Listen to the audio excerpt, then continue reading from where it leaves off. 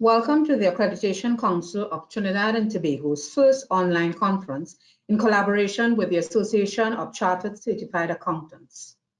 As you know, the theme of our conference is the future of online learning quality, best practices in artificial intelligence and competency-based credentialing. So let's start with Dr. Luz Longsworth. She's the Pro Vice-Chancellor and Principal of the University of the West Indies Open Campus in Barbados.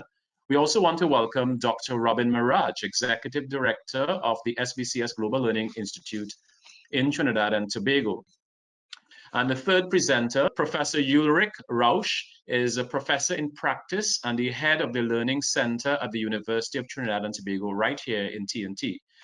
And so, without further ado, I turn you over to Dr. Luz Longsworth, Pro Vice-Chancellor and Principal of the UE Open Campus in Barbados. Professor Longsworth.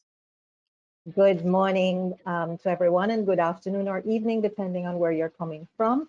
First, let me say thank you so much to ACTT and ACCA for inviting us to speak at this very timely conference as we all look at the dramatic disruptions that are happening in education, and particularly in technology with education. I will be speaking this morning on the issue of micro-credentialing and the future of online higher education, and giving you a perspective from the UWI Open Campus. We've heard quite a lot from our colleagues who presented earlier. And so what we will be doing really, or what I will try to do, is to share with you some more about our model, how the UWI has been addressing our response and our proactive approach to micro-credentialing, and in fact sharing somewhat of the history. I just want to make sure that my screen is being seen, and then I can move forward. Yes, it is. You may proceed. Okay, so the presentation, I won't tarry on the definition because we've had excellent definitions. I will look at an example of micro-credentials at work in an HEI with which I'm familiar, and then I will move to the UE Open Campus and our history of competency-based learning, and then at our movement into micro-credentials and what I call the brave new world of higher education in the time of COVID-19, and some recommendations to end with. As I mentioned, I'm not going to tarry over the definition, but in this talk, what I want to focus on is how micro-credentials, which were traditionally professional development strategies, are now being integrated within university curricula, and also creating a way forward for engagement with industry, and ensuring that that our students not just learn, but learn relevant skills. This definition comes from an excellent article, and I will do a little bit of internal promotion for the Open Campus's journal, the International Journal of Education and Development, using ICT. And you can find that online if you wish to publish in that. It's an open journal. So the example that I'm using here is at the State University of New York. And everything that our earlier speakers have said have been incorporated in the SUNY model. It is competency-based, reflecting skills and competencies that are mastered, but key, it's endorsed by the issuing institution as a whole, not as a part of a department or a part of a center, but as a whole. It is developed through local faculty governance processes, clear quality assurance standards, assessments, documentation of the skills, so that the students can use the micro-credential to share with prospective employers and also for entry into other academic institutions. Note that in SUNY, their micro-credentials can be digital badges, MOOCs, or micro courses. And they are ensuring that each micro-credential is represented clearly and accurately to students, so they know what it can do. And also something we'll speak about, the stackability. So SUNY has created an entire micro-credential policy which guides the development, delivery, and award of all micro-credentials. And in keeping with what some of our other speakers have said, very important points. One, micro-credentials should meet market needs, should be informed by current data from appropriate markets, and align with relevant industry sector standards. Micro-credentials can also provide opportunities for industry education, connections, and partnerships. And another important point, they need to be portable and have value beyond the institution that is issuing it, which means that the institution that's issuing it has to ensure that there is a recognition of the micro-credential outside of the institution. And of course, speaking of the stackability, which we will speak to much later. I move quickly to what has happened in the region. Many of our speakers have spoken about the use of micro-credentials outside of our region, but let us not sell ourselves too short, because in the region, we have been using competency-based learning, certainly in the vocational and training institutions, but also within traditional universities, such as the University of the West Indies, for a very long time. In fact, I would say that from the beginning of UWI in 1948, with the development, the setup of the extramural department, many people do not realize that the extramural department started actually 6 months before the Faculty of Medical Sciences started teaching. And from then, the university, because of the exigencies of our region, recognized the need for outreach and for relevant local training. And that was when the extramural centers were set up. And as that pedagogy developed, the centers were used and are still used to develop short programs, short courses, and certifications, which lead to matriculation, and in some cases, even to assigning credit. Much of this work was done, particularly in Trinidad and Tobago, by Ramasar, who headed the extramural center there for many years and worked with the St. Augustine campus to build that entree from these micro-credentials into the formal system. Region-wide, maybe not so much seen as a micro-credential, but it's certainly competency-based, were the challenge examinations where students who were not living in Jamaica, Trinidad, or Barbados were able to challenge a course and do an examination, and having passed it then would be able to matriculate or to gain credit.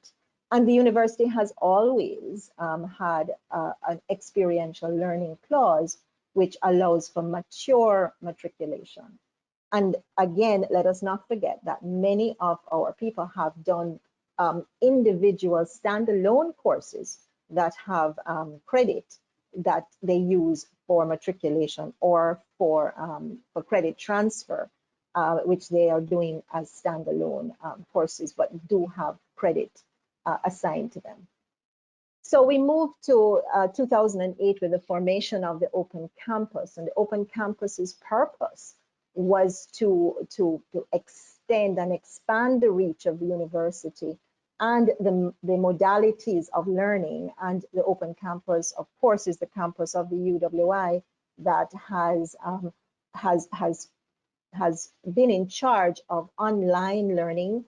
And if you look at the diagram in front of you, on the going clockwise, you will see the traditional taught and research doctorates, research masters, undergraduate certificates, diplomas, and degrees. Those are the programs that we have online at the moment. We also have, as the other half of our operation, the continuing and professional education certificates, workshops and seminars, and other ways of accessing higher education through prior learning assessment for matriculation and advanced placement. So the Open Campus actually has now created a matrix of pathways, which include the use of micro-credentials. So what have we done so far in the UWI? What we have recognized is that from about 7 years ago, that although it was not required of us, we recognize the importance of a quality assurance policy and system to be in place, a framework to be in place for the development of these shorter courses.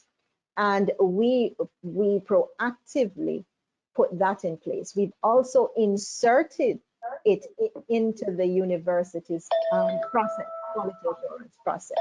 So we've done that, and we've also done several other things. We've introduced the concept of continuing education units as a recognition of the value of these shorter courses. We've integrated all our learners in the formal system of registration, and we have now moved towards the discussion of stackable credentials into the overall university system, and we are piloting digital credentials.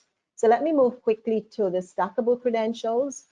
We spoke about that, where we can move, a student can move higher up, starting with something that is pre-degree, such as a certificate or a short course, into the various degrees, and then horizontal certification, where courses at the same level can lead to a certification, such as in this case, the management of an early childhood center, by doing several courses that will capacitate the individual. And diagonal credentials, where at the same time a person can do a certification, let's say in project management, a bachelor's, and then move into a master's in project management. Finally, the micro-credentialing is now, of course, technologically enabled through digital badging, through digital credentialing, and many universities have partnered. You heard, I believe, from a couple of speakers, have partnered with providers such as Coursera and FutureLearn and edX to develop short courses that are digitally credentialed and move towards, can be accepted towards recognition for admissions, or even towards degree credit. And the advantages have been given to you, of course. In our context, to have digital credentialing clearly reduces the cost of moving certificates around, distributing certificates in the region, aligning with industry so that industry can have access to this, to students' achievements, the mobility in order to move from university to university. And of course, this appeals to non-traditional learners. And in our context, we find that male learners are more attracted to these micro courses, to micro-credentialing and building up their resume that way. In the open campus, we have been using digital credentialing. We use it for our facilitators, our online facilitators and course coordinators. We incentivize them with that. And they actually use it to access other opportunities for online facilitation outside of the region, so we can see the portability of it. It is part of the university's strategy. As you can see, it's an access tool because it creates large numbers of learners. It aligns with industry, and it is agile because it allows us to really respond proactively to the needs of industry. What we have done in the open campus is to establish a continuing and professional education center, and I believe that our director of that center is on this call. She has supported me in the presentation, Dr. Sarah Owen. And to give you an idea of how this is a growing market, we had a projection when we first started in 2017 that we would get to about 15,000 learners in our shorter courses or micro-credentials by the end of the planning period in 2022. And at the end of 2019, we had already overshot our projection. And this is an expanding industry because what we are doing is responding to specific needs at the local level, which is what the open campus was really set up for. Now, of course, with the COVID, we did quite a lot of these face-to-face, But with COVID, we have quickly transitioned to online learning, having had the capacity in the degree programs, and we are moving forward with the digital marketing, with the digital badging. Just an example of the kinds of courses that we have put together: Introduction to Digital Marketing, Conversational Creole for Dominique and St. Lucia, Real Estate Management, Records Management, Office Administration, and many more. I think we have hundreds and hundreds of courses. To wrap up then, recommendations for institutions that are looking at a micro-credentialing approach.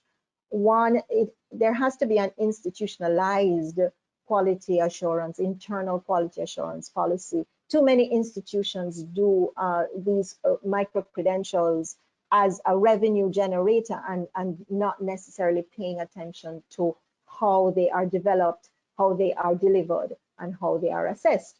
And it is becoming more and more important for our reputation in the region that we institutionalize that policy. However, we must be careful to not be bogged down in institutional bureaucracy, because agility is very important.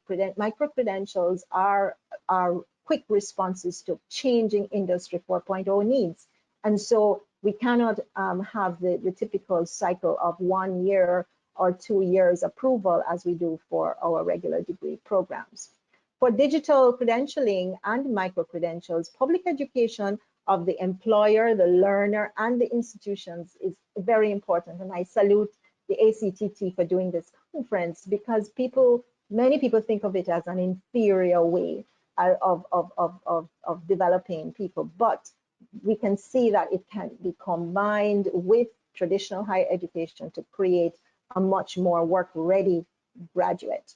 And of course, faculty must be involved in the building of the stacks and being a part of, from the pre-university side right through in building the stackable credentials. My last recommendation is of course the same as our CARICOM HRD strategy proposes, and that is that we cannot do this on our own.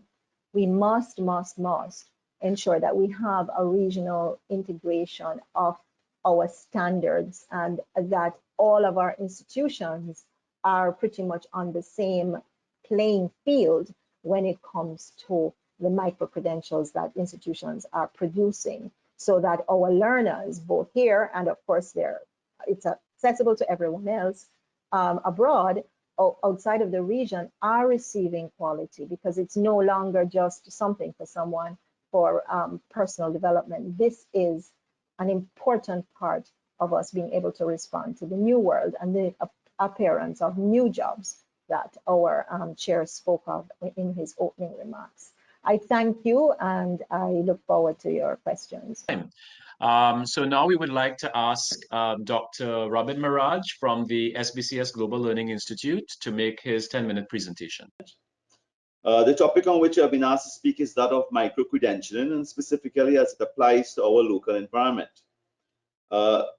particularly the private sector. In my opinion, currently we can divide the courses that are relevant to this area into two segments. Segment one, courses that lead to a recognized credential, such as an associate or bachelor's degree or professional award. And segment two, courses that are primarily training courses as opposed to academic courses. We can refer to these type of courses as what I refer to as continuing professional development. These type of courses are generally more skills-based and do not fit within the standard academic qualifications framework. And I want to emphasize that the CPD courses we offer are generally more skills-based. The segment one courses are courses that fit within the context of academic programs that can lead to a final qualification. At SBCS Global Learning Institute, we have experience in both segments. A few of our UK academic partners have started awarding badges or micro certificates or modules completed in the lead up to their final awards. For example, one of the bodies that actually does this presently is the ACCA, which is a collaborator on this event. And they have a program referred to as the FIA program, for which students having completed certain modules are awarded intermediate certification as such. This has proven to be quite motivating for students, and generally students are quite happy with these badges.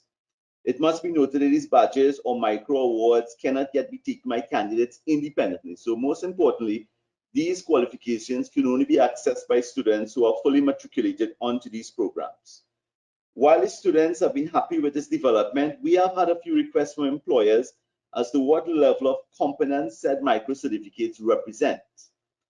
This has been fairly easy to resolve because the ACCA is an international body and they have well-designed syllabi and learning outcomes for each of their courses as such.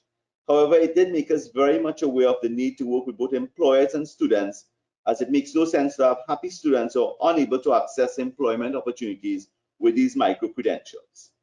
Another example I can share, a local example I can share, is that of our MBA program, which we offer in collaboration with Heriot-Watt University. From the very inception of this program, certificates have been awarded for each module that has been successfully completed. So again, another example of intermediate qualifications.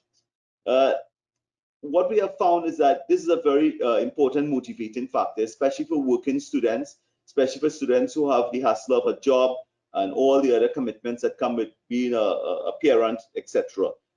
These intermediate qualifications can assist them in employment, in improving their position while achieving the final end goal of the degree as such. None of our other academic partners currently offer badges in the manner as previously noted. However, if one were to look at the current state of the environment in Trinidad with regard to private sector institutions and transnational education, we have a number of international bodies we work with, such as ABE, Association of Business Executives, or the Charter Institute of Purchase and Supply, and others.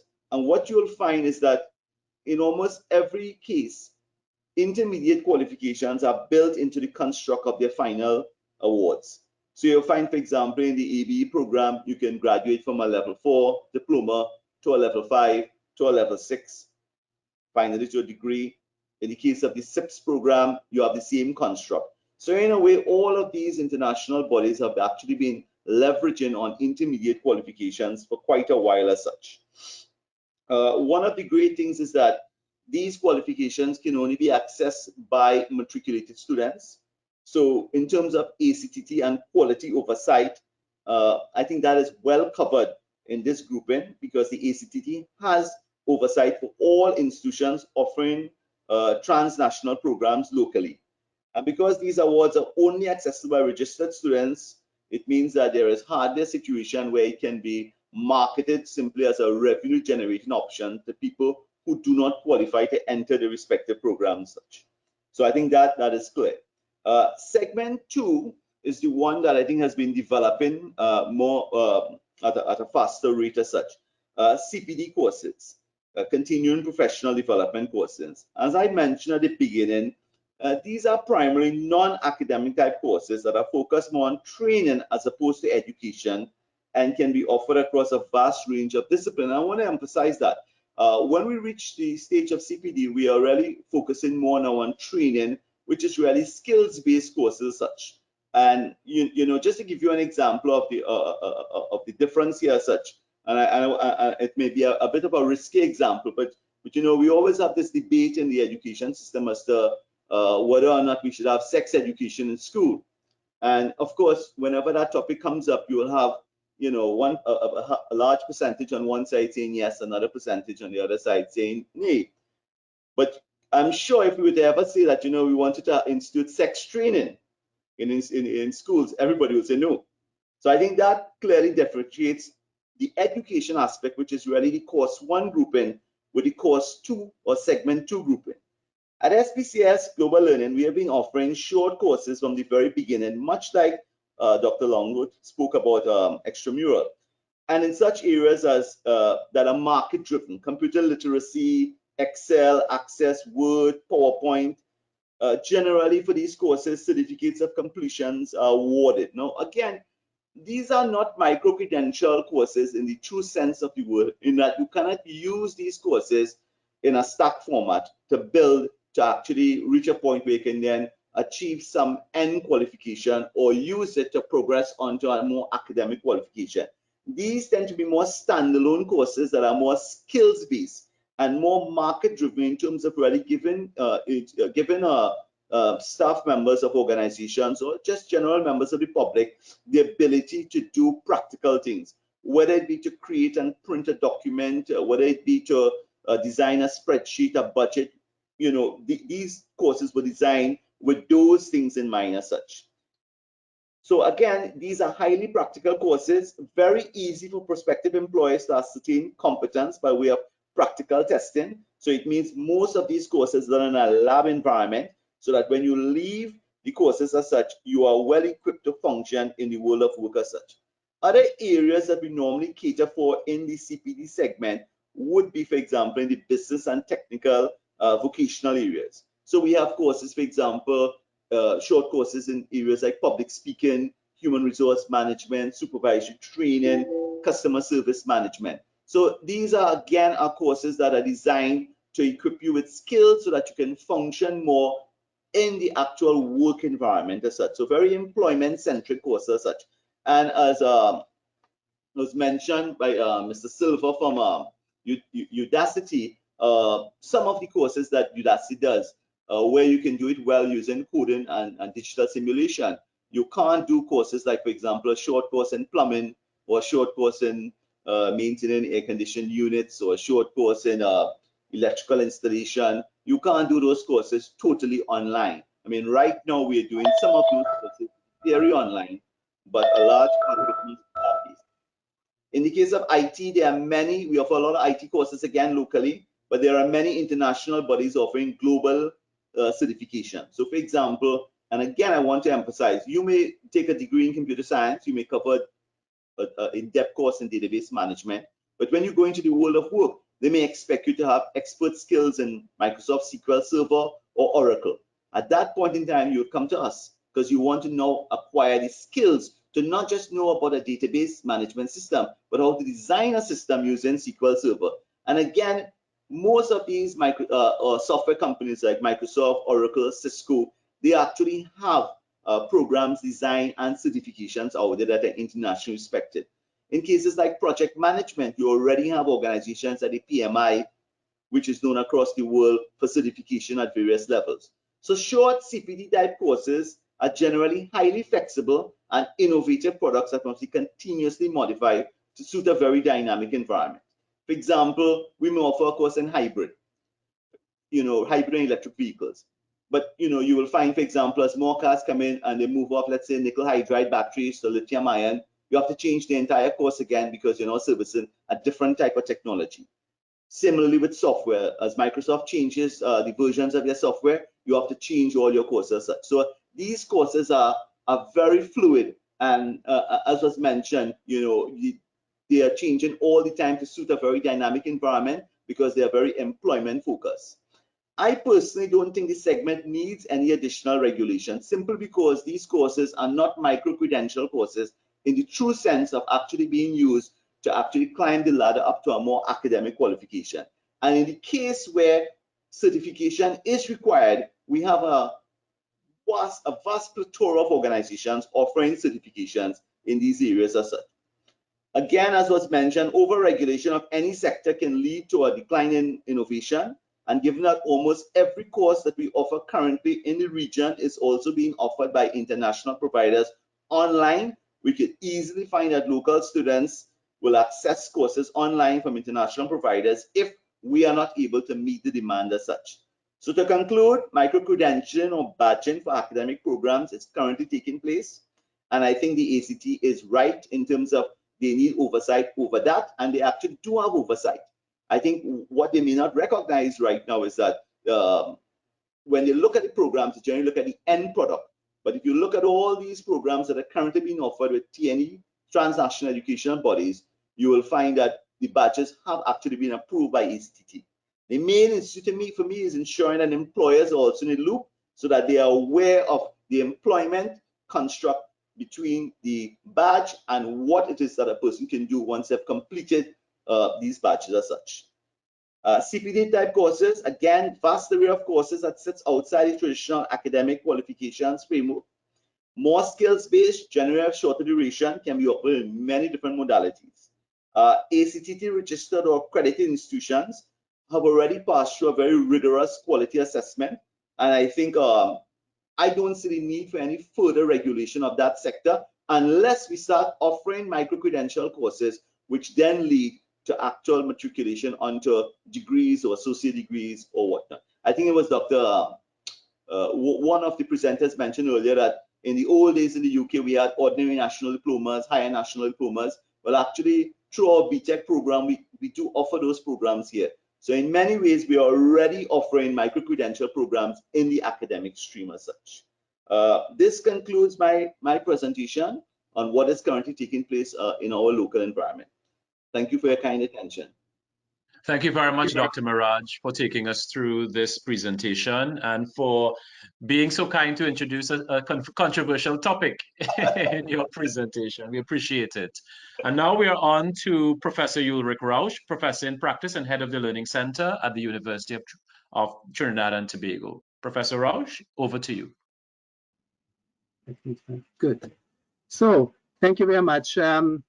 Without further ado, let me move into the presentation. So here we go. Yeah.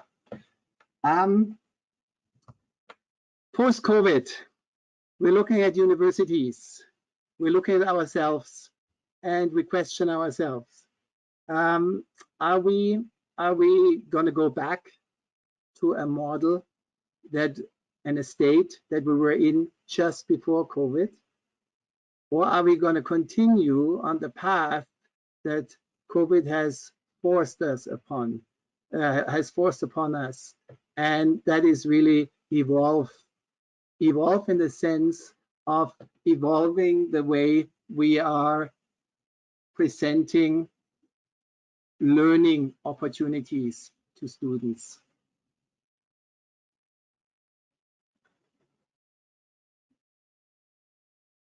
Online learning, of course, in the past, online, we're working in a hybrid environment with many courses. We may now, moving forward, and as we evolve, move out of this, well, forced upon us complete online delivery at times into a much more thoughtful and a much more engaging online learning environment. Of course, the question of affordability and digital equity is upon us.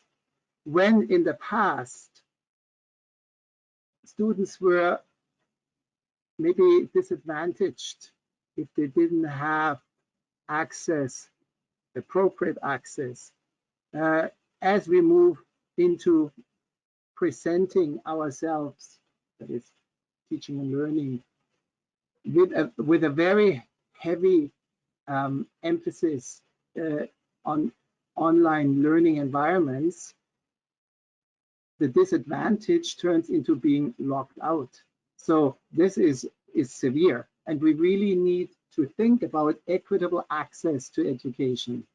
And of course, as has been said earlier today, it can be done once technology infrastructure is in place, but also the funding needs to be in place to support students. And then, of course, the question of information security. When in the past, yes, we're worried that nobody hacks our email. Now, if we're looking forward, and we are really talking about credentials, and we are talking about basically online teaching and learning, there's a lot of what I call digital breadcrumbs that identify exactly what everybody is doing, that is what every student is doing. And we have to think about also the ethics of it. On one hand, we have beautiful records of knowing exactly what everybody is doing, where they are going, where they are browsing. And on the other hand, we need to be very sensitive to the fact that we have so much data now, and how are we responsible custodians of these data. Now, let me jump into a use case very quickly. And that is an example of micro nano credentialing. And I'm not going with any definitions anymore because we've had really expert explanations of the various terms. Our maritime studies campus in Chaguaramas, they're offering a degree in nautical science, a bachelor's degree, master's degree, diplomas. And recently they have been approached a number of years ago by the MTCC organization, which is basically providing professional development for seafarers to enhance the uptake of, let's say, environmentally sound technologies, really create training programs to professional development for already existing seafarers, right? So funding is provided, and of course, the courses need to be delivered. This is one of 5 centers that exist around the world. This is the regional Caribbean location, and here the question is, of course, what kind of courses can be delivered? And the assumption is, of course, that the courses that can be delivered as nano courses, micro courses, could also be co-taught at the same time with the regular programs, if there is a fit, right? Now, all of that, of course, then puts into question how are we going to be credentialing this, and how are we going to be separating out what leads to a credit and what is a standalone professional development experience. And this is where the virtual handshake, the digital transformation is really setting in. We conceptually know what we need to do in order to provide training opportunities, teaching opportunities. The biggest challenge, and it was said a couple of times by speakers today, is how do we actually operationalize that?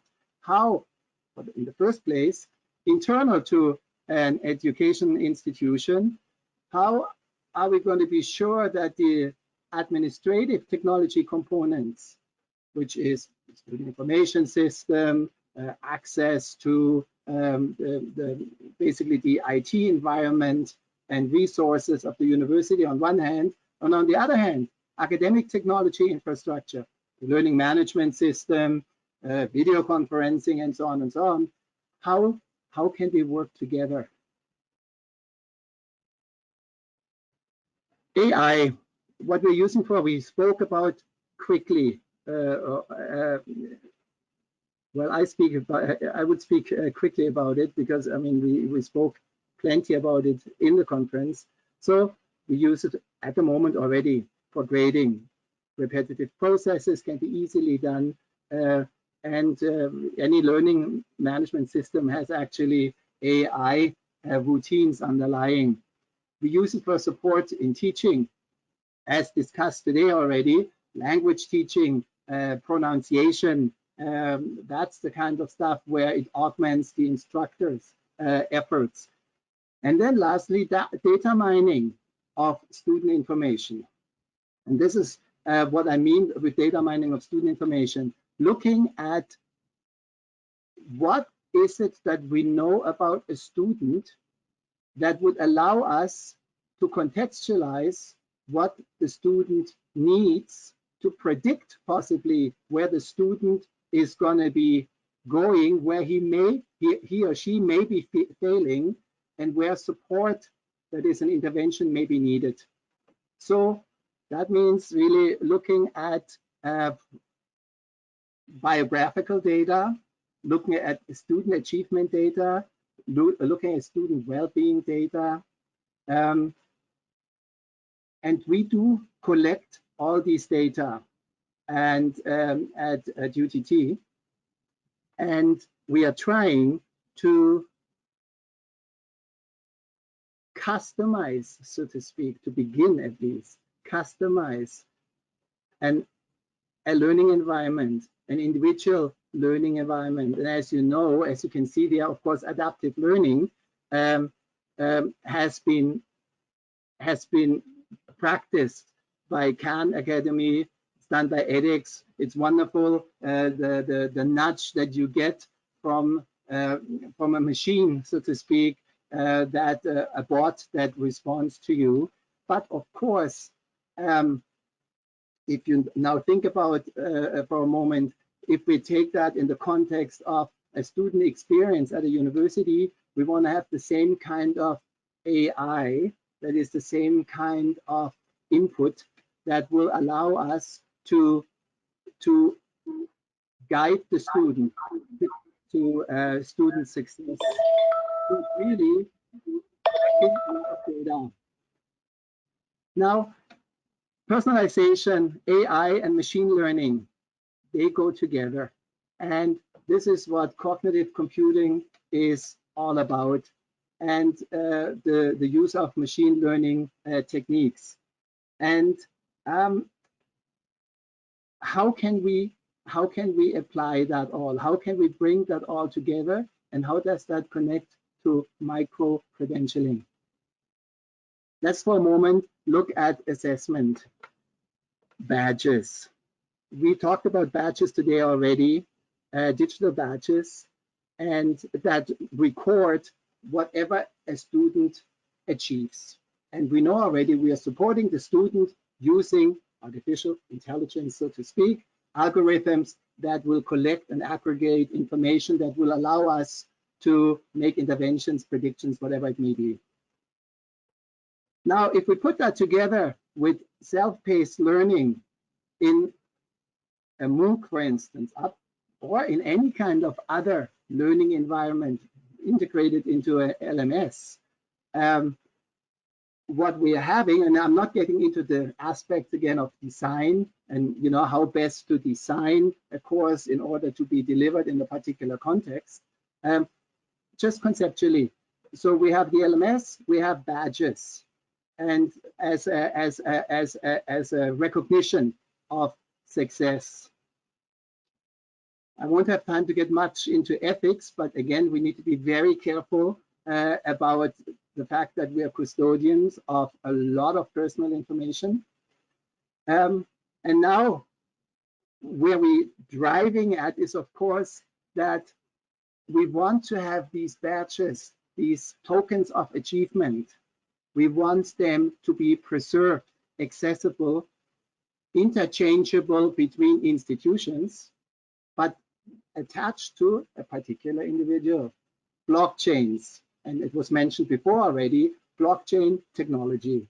So really, what we need to think about is how to utilize blockchain networks in order for us to accommodate the micro and nano credentials that are going to be collected or associated with individuals that seek education. Very shortly, I'm just about at the end here, a blockchain, just to explain to you, and you can see it here in the video, is really, a blockchain is a sequence of blocks that are interconnected, and each prior and subsequent block are embedding, identifying information about themselves into the chain. These are links basically, or blocks. And thus the chain cannot be altered. Or if it's altered, it is going to be obvious that it has been manipulated. Why that is important is because now you can attach to these blocks or inscribe into these blocks, for instance, credentials. And then credentials are going to be, once we've reached the standard, are going to be, so to speak, they become flexible, they become fluid, they can move from one institution to the next. So, of course, a lot of experimentation is taking place at the moment. U badges at here, this is the University of Fresno, I believe, or Fresno State University, but there's plenty of examples. And it's important to realize that once you embed these credentials into a blockchain, according to agreed standards, then all of a sudden the learner, the world opens up for the learner to actually being able to pick and choose what it is that they want to inform themselves, what they want to train themselves in. So my recommendations to ACTT, and like I say, I'm sure I'm not saying anything new here, is that we should think about, and I echo Dr. Longsworth here, we should think about inside Trinidad and Tobago and the region about how we're going to be constructing our badges. That is, how do we represent these micro credentials so that they become valuable and they're not disappearing or they're not hidden in a silo of badges that cannot communicate with each other, so to speak. And in order to do that, we, and maybe ACTT is the catalyst there, to help to build a digital credential platform with the institutions of tertiary higher education or tertiary institutions in Trinidad. And we're going to be using open standards to avoid being locked into vendors and being subjected to their biases, so to speak. And what we need to do is really work together to embrace blockchain technology to improve data availability, and reliability for the evidence of learning. If we can manage this within our system based on standards that we all agree on and that are articulating to international standards, I think that would be a great way for institutions in the region or in Trinidad and Tobago to work much closer together, and for students in particular to have a beautiful opportunity to get their credits, or for those who seek professional development to get their credits wherever they seek them and have them well authenticated and yeah, confirmed. So thank you very much. That's the end of my presentation.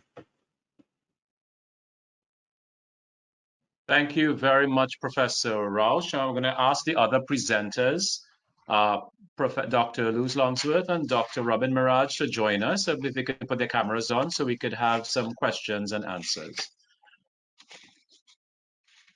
Thank you again. Okay, so I have just a few questions from some of the participants, which I'd like to ask, and I'll pose the questions to the persons whom they were either asked to pose them to, or perhaps I think it would be best suited. So the first question really comes through the issue, or looks at the issue of universities and how they are going about their models for either replacing or complementing the work of industry. And so the question is a two-part question, and this goes to Dr. Longsworth. Do you see universities replacing or complementing the work of industry and training? And does UE believe that micro-credentialing is a priority for it, taking into consideration the new workforce demands, particularly in the society post-COVID? And does this replace or focus on complementing the traditional degree programs offered at the University of the West Indies? And this is not just open campus, this is the university as a whole. Okay.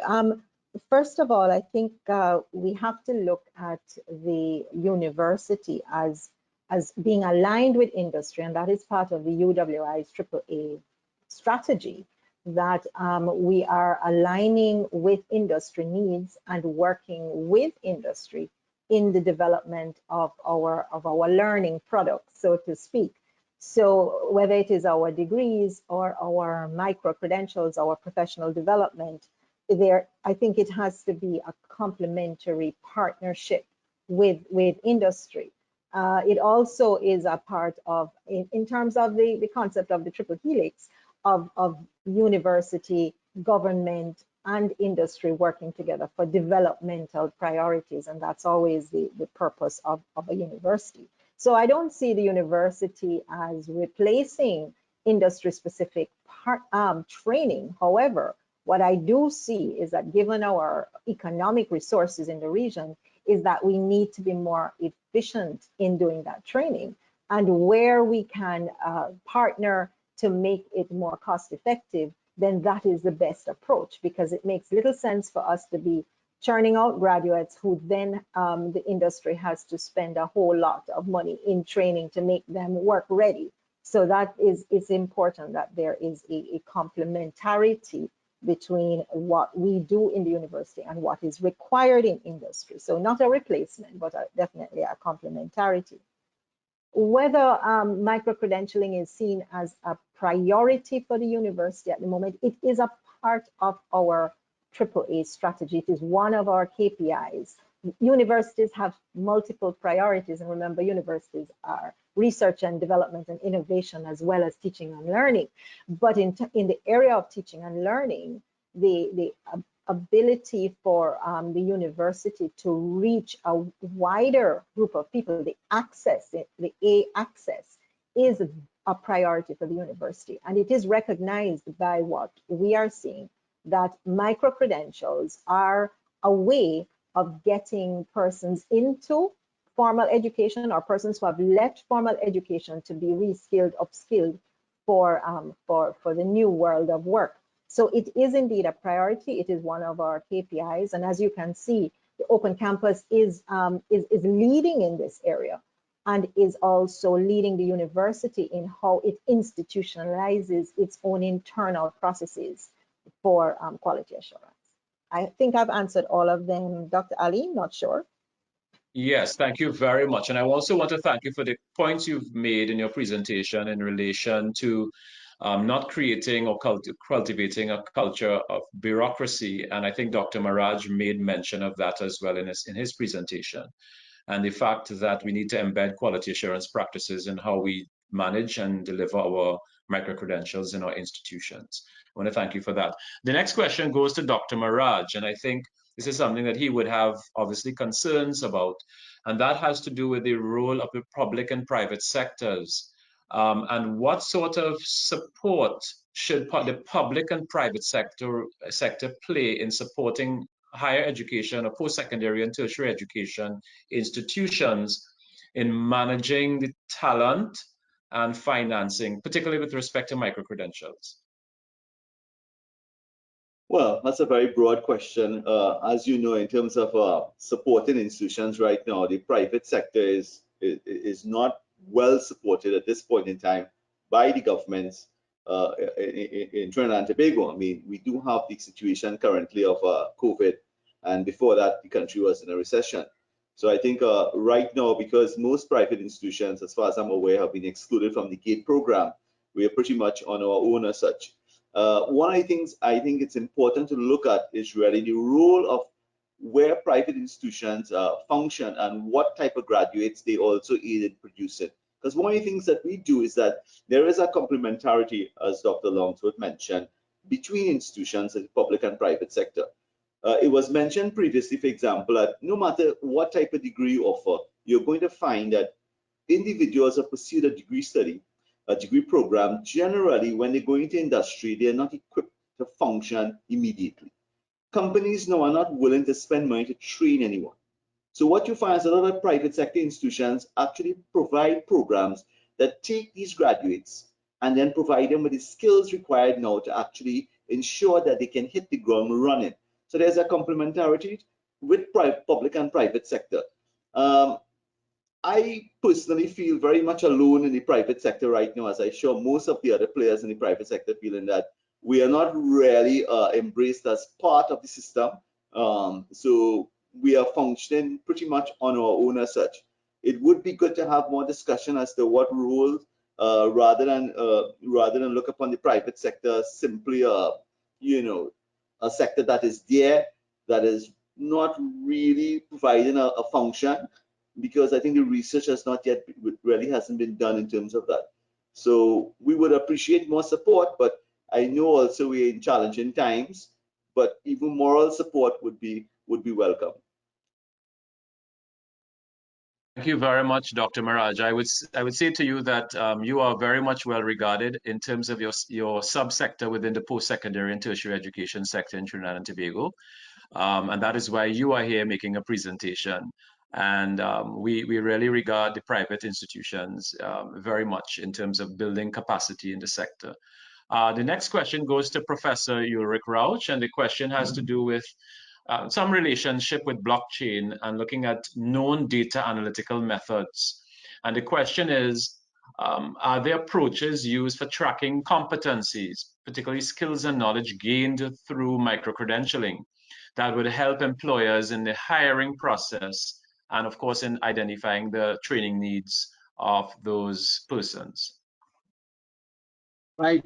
I mean, this, of course, was not the subject of my presentation, and it is really my my co-panelists who really spoke about the kind of design and the kind of subject matter expertise that needs to be present, so to speak, that needs to be embedded.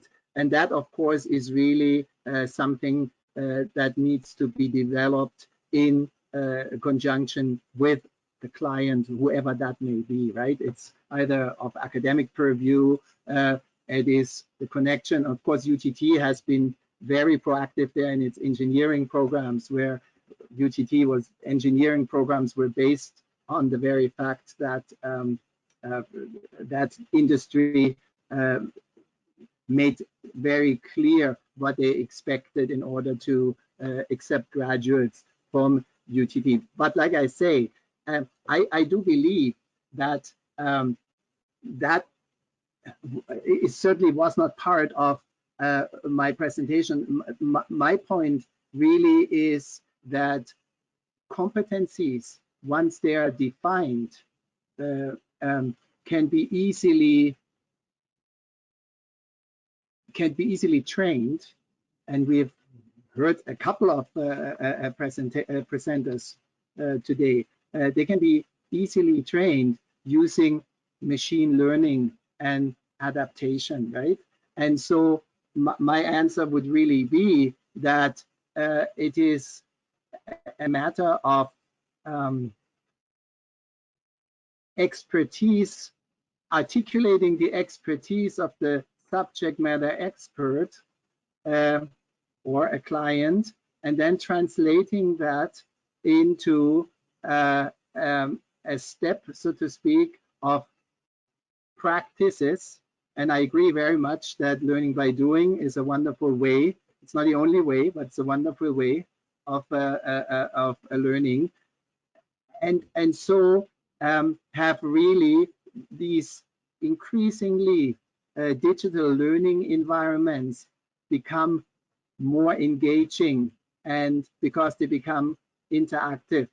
And that's really as much as I can say about, because I cannot say more about what it exactly, other than referring to my colleagues and referring to ACTT, that of course we need to come up with standards. Yeah. Thank you very much, Professor Rauch, and thank you again to all our panelists for this roundtable, Dr. Luz Longsworth from the UE Open Campus, and from the wider UE as Pro-Vice-Chancellor for Global Affairs, Dr. Robin Maraj, Executive Director of SBCS Global Learning Institute, Professor Ulrich Rauch, Professor in Practice and the Head of the Learning Center at the UTT.